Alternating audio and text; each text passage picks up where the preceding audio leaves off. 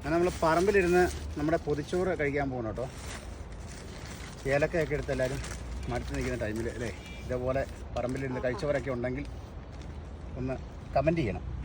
ഇത് നമ്മുടെ മുട്ട പൊരിച്ചതുണ്ട്, കൊഴുവ വറുത്തതുണ്ട്, അതുപോലെ ഇത് വെണ്ടയ്ക്ക അല്ലേ, അല്ല പാവയ്ക്ക ആ കൂടെ മിക്സ് ചെയ്ത് മെഴുക്ക് വരട്ടി, പിന്നെ മാങ്ങ അച്ചാർ, നാരങ്ങ അച്ചാർ, ഇവിടെ മുളക് ചമ്മന്തി ഉണ്ട്, പിന്നെ മാങ്ങാ ചമ്മന്തി ഉണ്ട്. ഇതെല്ലാം കൂട്ടി നമ്മളിനി ഒരു ഊണ് കഴിക്കാൻ പോവാണ്. പണി മാത്രം പോരല്ലോ അല്ലേ പാടാച്ചു.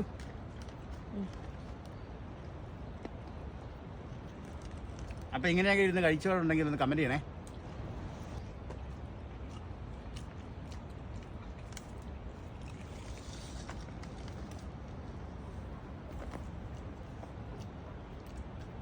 ആ വാടയിലൊക്കെ തുറക്കുമ്പോൾ ഉള്ള മണം എന്ന് പറഞ്ഞിട്ട് അത് മാത്രം മതി ചോറിന്.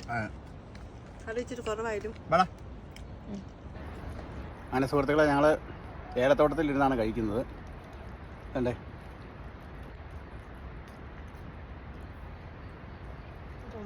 ഒന്നും നോക്കുന്നില്ല.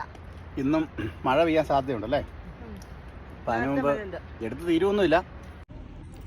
കൂട്ടി അടിക്കടാ.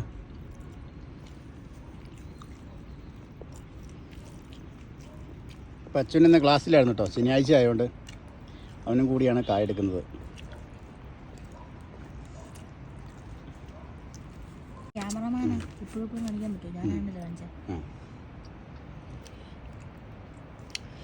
സൂപ്പർ പൊതിച്ചോറായിരുന്നു കേട്ടോ. പൊതിച്ചോറിനെ വെല്ലാൻ പറ്റിയ സാധനമില്ല. അടിപൊളി. എൻ്റെ വയറ് നിറഞ്ഞ ഒന്നും അടിപൊളിയാ. ഇനി കുഞ്ഞു നിന്ന് ഇലക്ക എടുക്കാനും പറ്റില്ല. വയറ് നിറഞ്ഞിട്ട് ഒന്നും വേല. ഇനി എവിടെ ഈ ചാക്കൊക്കെ മാറ്റിയിട്ട് ഒന്ന് കിടക്കണം. കിടന്നാ മതി. കട്ടിലൊന്നും കിടക്കാൻ പറ്റില്ല. ഈ ചാക്കിട്ട് ഇവിടെ കിടക്കണം. വയറ് അതെ സുഹൃത്തുക്കളെ, നമുക്ക് മതി എന്ന് പറയുന്ന ഒരു സാധനം നമ്മൾ ഫുഡാണ് അല്ലേ.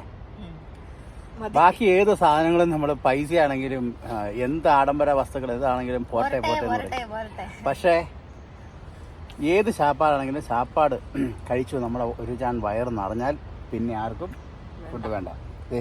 ഞങ്ങളത് മൊത്തം ക്ലീൻ ചെയ്തെടുത്തിട്ടുണ്ട്. ഒന്നുമില്ല.